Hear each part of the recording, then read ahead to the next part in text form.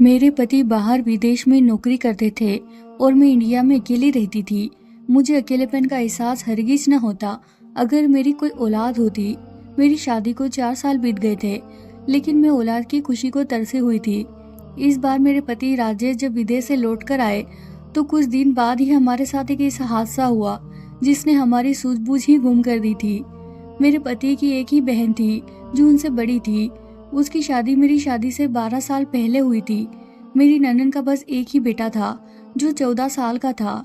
मेरे पति के इंडिया आने की खबर सुनकर वह हमसे मिलने अपने गांव से आ ही रही थी कि अचानक से उसकी गाड़ी हादसे का शिकार हो गई। यह खबर ऐसी थी कि हम पर एक कयामत बनकर टूटी थी। जब तक हम लोग अस्पताल पहुंचे थे, मेरी ननद और मेरी ननद के पति दोनों की ही दुनिया से जा चुके थे। उनके बेटे की जिंदगी बच गई थी, लेकिन उसे चोटें बहुत आई थी। राजेश के माँ बाप तो पहले ही मर चुके थे, बस एक बहन ही थी, वह भी अब जा चुकी थी।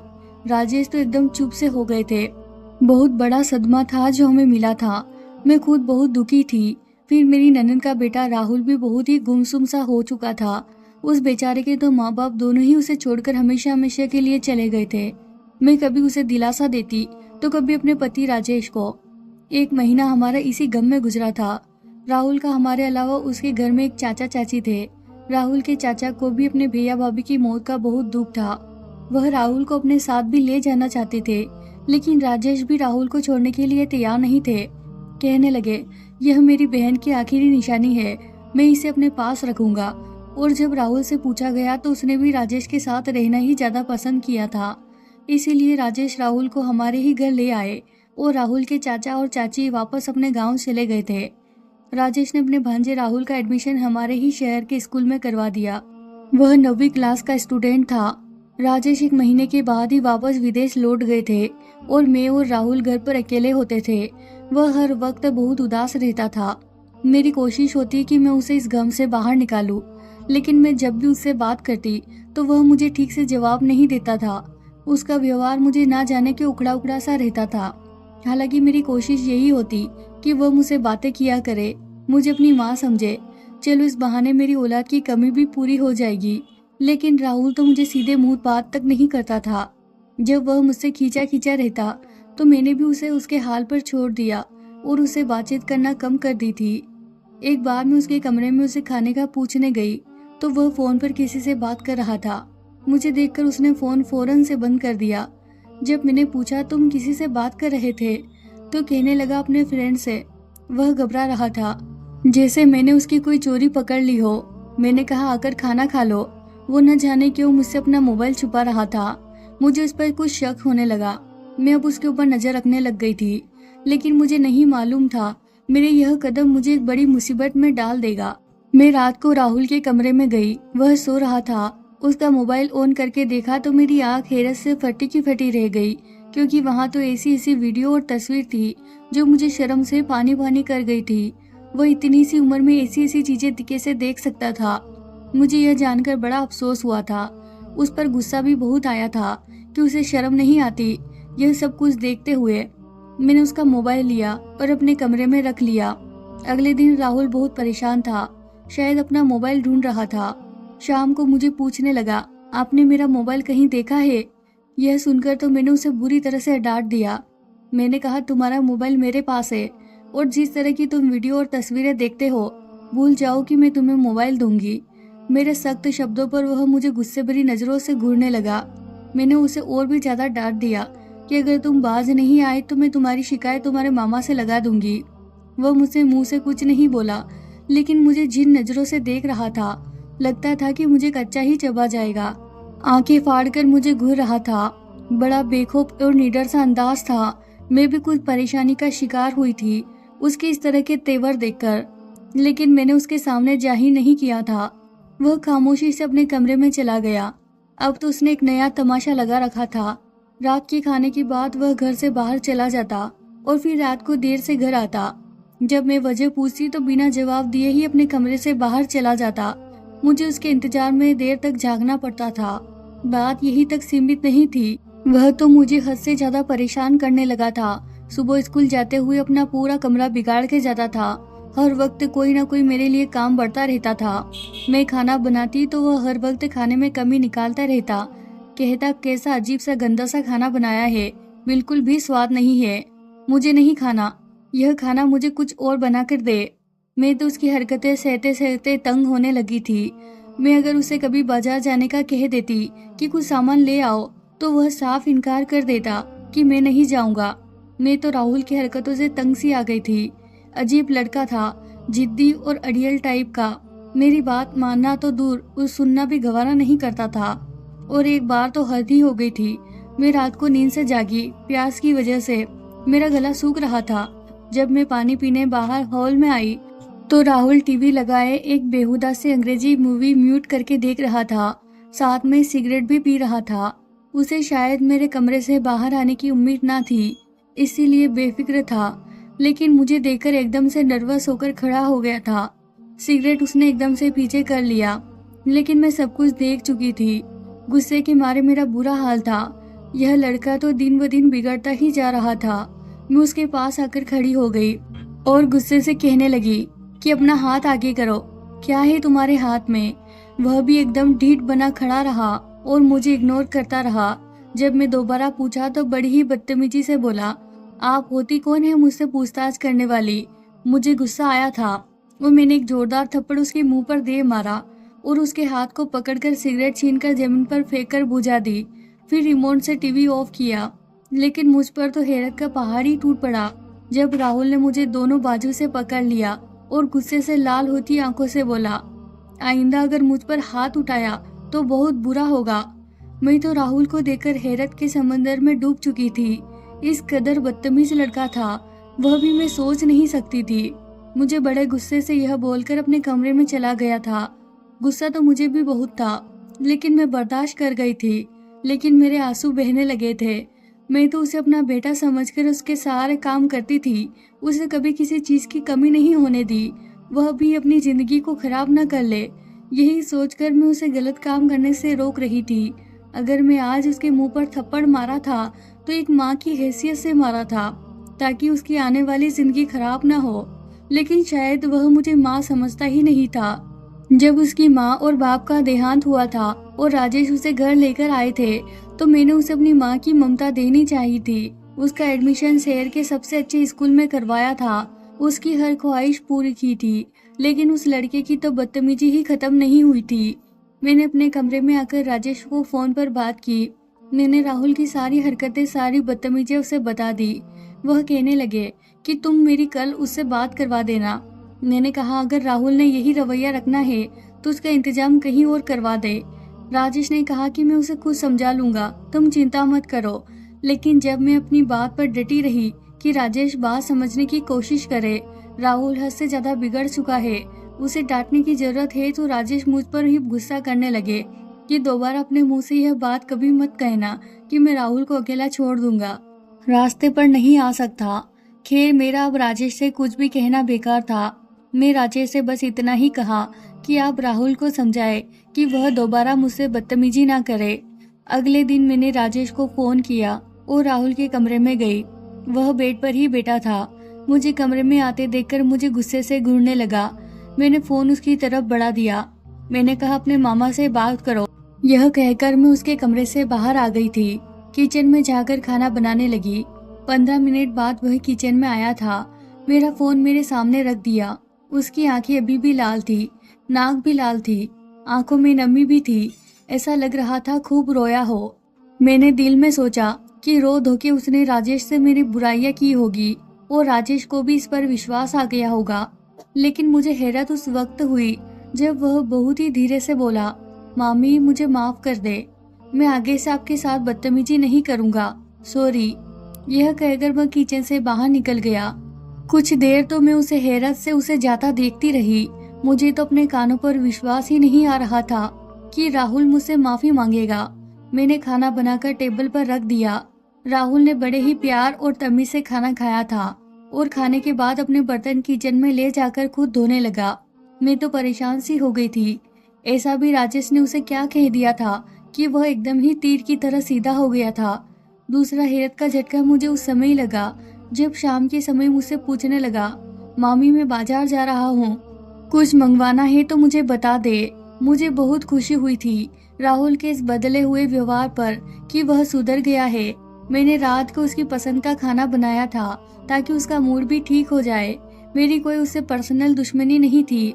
मैं तो बस यही चाहती थी कि वह उल्टे सीधे काम ना करे और अपनी जिंदगी खराब ना करे। अब राहुल मेरे साथ हल्की फुल्की बातें भी कर लेता था। अगर उसे किसी सब्जेक्ट में मुश्किल होती तो मुझसे पूछ भी लेता था। व्यवहार उसके साथ ठीक होता चला गया। सब कुछ ठीक चल रहा था कि जब वह रात को मेरे लिए एक जूस लेकर आया था। कहने लगा, मैं यह आपके लिए लाया हूँ, आप इसे पिएगी तो आपको अच्छा लगेगा। मैंने भी खुशी खुशी वह जूस पी लिया। हालांकि वह जूस मैंने सोने से कुछ देर पहले पिया था, इसीलिए मैं लेटकर सो गई। सुबह जब मेरी आंख खुली तो 10 बज रहे थे। मुझे खुद पर हैरत हुई, मैं कैसे इतनी देर सोई रही। फिर मुझे ख्याल आने लगा कि राहुल तो तब तक स्कूल के लिए नहीं जागता जब तक मैं उसे ना उठाऊं। इसीलिए मैं उसके कमरे में चली गई, लेकिन वह कमरे में नहीं था। उसका स्कूल बैग भी वहां मौजूद नहीं था। कमरे के बिखरे हुलिये से लग रहा था कि वह स्कूल जा चुका है। मैंने भगवान का धन्यवाद किया कि चलो यह लड़का कुछ तो जिम्मेदार हुआ। और जब स्कूल से आया तो बड़े ही अच्छे मूड में था। खाने के बीच बीच मुझसे बातें भी करने लगा। ना जाने क्यों वह मुझे देखकर बार बार मुस्कुरा रहा था। जब मैंने उससे वजह पूछी तो वह कहने लगा, आज आप बहुत अच्छी लग रही है। मुझे उसके बात सुनकर कुछ हैरत सी हुई थी। आज तक तो उसने कभी मेरी ऐसी तारीफ नहीं की थी। मैंने कहा, सब ठीक तो है, मैं तुम्हें क्यों अच्छी लगने लगी हूँ? तुम्हें तो मुझसे बड़ी नफरत हुआ करती थी। मेरी बात सुनकर वह हंसने लगा। कहने लगा, बस ऐसी ही। तब आप मुझे अच्छी नहीं लगती थी, लेकिन अब बहुत ज्यादा अच्छी लगने लगी है। मैंने बात मजाक में टाल दी थी, लेकिन अब न जाने क्यों मुझे राहुल की नजरें कुछ चुभने लगी थी। ना जाने उसे क्या हो गया था कि वह मुझे टकटकी नजरों से देखने लगा था। मैं पहले तो उसकी नजरों को अंदाज करती रही, क्योंकि अब वह पहले की तरह मुझसे बदतमीजी नहीं करता था। देखने में उसका व्यवहार मेरे साथ बिल्कुल ठीक था, लेकिन अब उसकी नजरें मेरे पूरे शरीर का सफर करती थी। मैं उससे अब कतराने लगी थी। वह 14 साल का था, लेकिन उसकी नजरों की तेजी और बेबाकी मर्दों जैसी होती जा रही थी। एक बार हम रात का डिनर कर रहे थे, जब वह खाना खाते हुए लगातार मुझे ही देख रहा था। फिर मुझसे कहने लगा, राजेश मामा को आप मिस तो बहुत करती होगी। मैंने कहा, हाँ, वह मुझे याद तो बहुत आते हैं। फिर वह मुझसे कहने लगा, जाहिर सी बात है, पति के बगैर एक साल गुजारना बड़ा मुश्किल काम होता है। कैसे गुजारा होता होगा आपका? उनको याद करते हुए आपको रातों की नींद भी नहीं आती होगी। यह सुनकर मैं चौंक सी गई थी। उसने अजीब तरह के अंदाज में यह बात की थी। मैंने उसकी बात का कोई जवाब नहीं दिया। फिर मुझसे कहने लगा, आपके बाल बहुत लंबे और खूबसूरत हैं। उसकी तारीफ अब मुझे बुरी लगने लगी थी। मैंने उसे फौरन से रोक दिया। मैंने कहा, चुपचाप खाना खाओ, फिजूल की बातें मत करो। वह हंसते हुए मुझे देखने लगा। एक बार मैं किचन में शाम की चाय बना रही थी कि उसने पीछे से आकर मेरे गले में बाहें डाल दी। मैं तो एकदम चौंक गई थी। मैंने उसे पलट कर देखा तो वह मुस्कुरा रहा था। कहने लगा, मैंने तो आपको डरा दिया। फिर हंसने लगा। मैंने कहा, यह क्या बदतमीजी थी? कहने लगा, यह बदतमीजी नहीं, मुझे आप पर प्यार आ रहा था। आखिर आप मेरी मामी जो है। मैंने कहा, तुम जरा मुझसे दूरी पर रहा करो। ना जाने क्यों मुझे अब उसकी नजरों से परेशानी होने लगी थी। वह कहने लगा, मैं आपके लिए चॉकलेट लाया हूँ। फिर उसने जेब से चॉकलेट निकालकर मुझे खुद ही अपने हाथों से खिला दी। वह चॉकलेट कुछ अजीब ही स्वाद की थी। हालांकि वह मेरे मुंह में डाल चुका था, इसीलिए मुझे खानी पड़ी। लेकिन उसे खाते ही आधे घंटे बाद ही मेरा सर चक्कर खाने लगा। मैं अपने कमरे में चली गई। मेरे सर के चक्कर तेज होने लगे थे। मैं वहीं लेटकर सो गई। सुबह जब मेरी आँख खुली तो मेरे होश उड़ गए थे। राहुल मेरे ही बेड पर सोया हुआ था। वह यहाँ क्यों आया था? मेरे साथ क्यों सोया था? मैं तो बुरी तरह से परेशान थी। मैंने उसे जगाया तो वह हड़बड़ाकर उठ बैठा। मैंने कहा, तुम मेरे कमरे में क्या कर रहे थे? लेकिन वह बहुत ही रिलैक्स था। कहने लगा, मुझे अपने कमरे में डर लग रहा था, इसलिए मैं यहाँ आकर सो गया। मैं उसकी बात सुनकर आग बबूला हो गई थी। मैंने कहा, तुम होते कौन हो मेरे बेड पर मेरे पास लेटकर सोने वाले? वह कहने लगा, मैं बच्चा ही तो हूँ, डर लग रहा था मामी जी, इसीलिए आपके पास आ गया। वह चेहरे पर मासूमियत सजाकर बोला। अब मैं उसे क्या जवाब देती? 1 महीने बाद ही मेरी तबीयत खराब होने लगी थी। मैं जब डॉक्टर के पास गई तो जो खबर उसने मुझे सुनाई, मैं हैरान होकर रह गई थी। मैं उम्मीद से थी। यह सुनकर मेरे होश उड़ गए थे। मैं रोने लगी थी। मुझे पूरा विश्वास था यह सब राहुल का किया धरा है, क्योंकि वह मुझे ऐसी ऐसी चीज खिला रहा था कि मैं सो जाती थी। मेरा जी चाहा कि मैं राहुल को जान से मार डालूं। यह क्या किया था उसने मेरे साथ, मैं बर्दाश्त नहीं कर पा रही थी। क्लिनिक से बाहर निकलकर मैंने अपने गिरते आंसू को रोक नहीं पा रही थी। मुझे लगा जैसे किसी ने मुझे अंधेरी खाई में फेंक दिया है। मुझे उसकी अब सारी बातें याद आने लगी कि वो क्यों कह रहा था, मामी आप मुझे अच्छी लगने लगी है, मुझे आपके बाल बहुत पसंद है। मेरे दिमाग में सब आने लगा था कि जब भी वह मुझे जूस पिलाता था या बाजार से जाकर कोई चीज खिलाता तो मुझे कुछ देर बाद ही नींद आने लगती थी, और जब मैं सुबह उठती तो मेरे बाल खुले होते थे। लेकिन उस वक्त मैं ज्यादा गौर नहीं किया था। मुझे घर के कामों की जल्दी होती थी। शायद वह मुझे ऐसी चीज खिलाकर मेरे होश गुम कर देता था। मैं अपने होश में नहीं होती थी। मुझे उसकी सारी बातें याद आने लगी थी। वह मुझसे बोलता रहता था कि आप मामा को बहुत मिस करती है, मुझे आपसे मोहब्बत है, आप मुझे अच्छी लगने लगी है, वगैरह वगैरह। मैं इस वक्त बहुत ज्यादा तकलीफ में थी। उसे जरा भी शर्म नहीं आई और ऐसा घटिया हरकत करते हुए मैं रोते हुए घर पहुंची थी। लेकिन जब दरवाजा खोला तो मैं बुरी तरह से हड़बड़ा गई थी। मेरे सामने तो राजेश खड़े मुस्कुरा रहे थे। कहने लगे कैसा लगा मेरा सरप्राइज। मैं क्या जवाब देती। मैं तो सारी दुनिया ही उजड़ चुकी थी और उसे बर्बाद करने वाला कोई और नहीं बल्कि मेरे पति का सगा भांजा था। मैं अंदर आते ही राजेश के गले लगकर रोने लगी। वह समझे कि शायद मैं उन्हें अचानक देखकर इमोशनल हो गई हूँ, लेकिन मैं तो अपनी बर्बादी पर आंसू बहा रही थी। वह मुझे दिलासा देने लगे। राहुल भी मुझे समझाने लगा, बस करे मामी, कुछ तो शर्म करे, आप अकेली थोड़ी है, मैं भी तो यही मौजूद हूँ, मेरा भी कुछ ख्याल कर ले। मैं राजेश के गले लगी सिसक रही थी जब मेरे कानों में राहुल की यह आवाज पड़ी। मैंने एकदम पलट कर देखा तो वह हंस रहा था। मेरा जी चाहा अभी के अभी इस लड़के का मुंह नोच लूं, उसका गला दबाकर उसकी जान ले लूं। अगर आज राजेश वापस न आते तो सचमुच ही मैं उसकी जान ले लेती। उस कमीने ने इतनी घटिया हरकत किया था मेरे साथ। मैं बड़े दर्द से गुजर रही थी। रात को जब राजेश सो गए तो मैं अपने कमरे से बाहर निकलकर राहुल के कमरे में आ गई। वह अब भी मोबाइल देख रहा था और उसे देखने में इतना गुम था कि आसपास से बेखबर था। मैं उसके पास पहुंची तो वह अभी भी ऐसी ही बेकार की वीडियो देख रहा था। मैंने उसके हाथ से मोबाइल छीन लिया और कहा, तुम बहुत ही घटिया और मक्कार इंसान हो। कहने लगा, मैंने क्या किया है?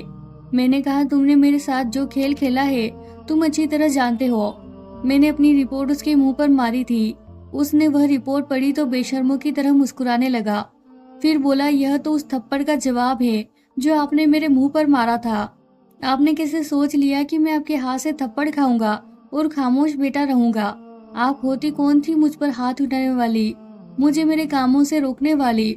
वह गुस्से से बोल रहा था। मैं रोने लगी। मैंने कहा, मैंने तो तुम्हारा भला सोचा था ताकि तुम बुराई से बच जाओ, इसीलिए तुम्हें बुरे कामों से रोकती थी। वह हंसने लगा, कहने लगा, मुझे आप शुरू से ही अच्छी लगती थी, लेकिन जब मामा यहाँ से चले गए तो मेरा दिल बार बार आपके करीब आने के लिए मचलता था, लेकिन फिर भी मैं आपसे दूर रहने की कोशिश कर रहा था। लेकिन आप हर वक्त मुझ पर नजर रखती थी। फिर मुझे आप पर गुस्सा आने लगा। आप मुझे बिल्कुल बच्चों की तरह ट्रीट करती थी और यह बात मुझे अच्छी नहीं लगती थी क्योंकि मैं बच्चा नहीं था। और जब आपने मुझे थप्पड़ मारा मुझे यह सब कुछ बर्दाश्त नहीं हुआ। उसके बाद आपने मेरी मामा से शिकायत भी कर दी, मुझे यह भी बर्दाश्त नहीं हुआ। इसीलिए मैंने आपके साथ यह ड्रामा रचाया था और आपको बहाने से वह जूस पिला दिया। मेरा इरादा आपके साथ बस एक ही बार पाप करने का था, लेकिन मुझे रोज इस चीज की इच्छा होने लगी थी। मुझे आपकी आदत लग चुकी थी। मेरी नजरें आप पर बदलने लगी। उसकी बातें मुझे दर्द दे रही थी। ऐसा लग रहा था जैसे अंदर ही अंदर मेरी जान कोई खींच रहा है। इससे पहले मैं उसे कोई और जवाब देती, राहुल के कमरे का दरवाजा खुला था। सामने राजेश गुस्से से खड़े थे। उन्हें देखकर तो हम दोनों की ही जान निकल गई थी। राजेश गुस्से से अंदर दाखिल हुए और राहुल को मारने लगे। मैं पहले से ही रो रही थी। राजेश ने राहुल को बहुत मारा था। मैं बहुत ज्यादा डरी हुई थी कि कहीं राजेश मेरे ऊपर भी हाथ न उठा दे। राजेश ने मुझसे गुस्से से कहा कि तुम अपने कमरे में जाओ। मैं वहां से निकल गई। रात भर राजेश मेरे पास नहीं आए थे। मैं रोते रोते सो गई। जब सुबह मेरी आंख खुली तो राजेश राहुल का सामान बांधे उसे बाहर ले गए, फिर शाम को ही वापस लौटे थे। मुझसे कहने लगे मैंने राहुल का हॉस्टल में दाखिला करवा दिया है और उसके चाचा को भी बता दिया है कि राहुल अपनी बाकी की पढ़ाई हॉस्टल में रहकर करेगा। बाकी की जिम्मेदारी अब उसके चाचा ही उठाएंगे। मुझे माफ कर दो शीतल, मुझे नहीं मालूम था मेरा सगा भांजा तुम्हारे साथ ऐसा भी कर सकता है। मैं रोने लगी थी। कुछ दिन बाद ही राजेश ने मेरा अबॉर्शन भी करवा दिया था। मुझसे माफी भी मांगी थी। उसके बाद मुझे छोड़कर विदेश भी नहीं गए थे। कहने लगे अब मैं तुम्हें छोड़कर कहीं नहीं जाऊंगा। मैंने दोबारा कभी राहुल की शक्ल भी नहीं देखी थी। समय धीरे धीरे गुजर गया था और मैं अपने दुखों को भूलने लगी थी। और इस हादसे को 3 साल बाद भगवान ने मेरी सुनी थी और हमें एक प्यारा सा बच्चा दिया था। बेटे को पाकर मैं और राजेश बहुत खुश थे। जिंदगी की पुरानी जख्मों को भूलकर हम एक नई जिंदगी जी रहे हैं। अगर आप मेरी जगह होते तो क्या करते? अगर आपको हमारी कहानी पसंद आई हो तो वीडियो को लाइक करें। चैनल पर नए हैं तो चैनल को सब्सक्राइब जरूर करें। धन्यवाद दोस्तों।